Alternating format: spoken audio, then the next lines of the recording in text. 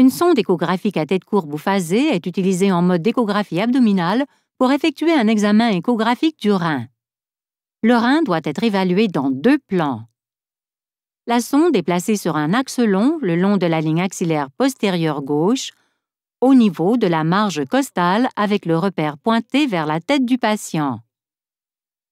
Le rein gauche occupe une position supérieure et postérieure au rein droit.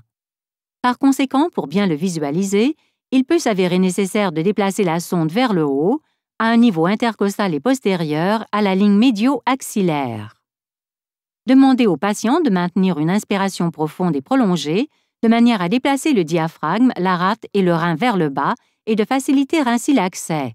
Vous pouvez aussi placer le patient en position de décubitus latéral droit pour éloigner du rein les artefacts obscurcissants liés à l'estomac et l'intestin.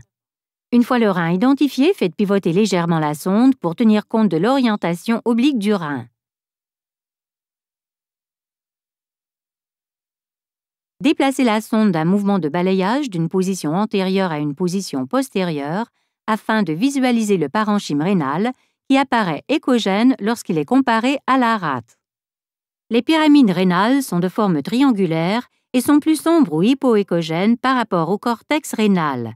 Le bassinet du rein apparaît comme des échos hyperéchogènes lumineux dans le rein. Pour obtenir une vue selon un axe transversal, faites pivoter la sonde de 90 degrés par rapport à la position de l'axe long.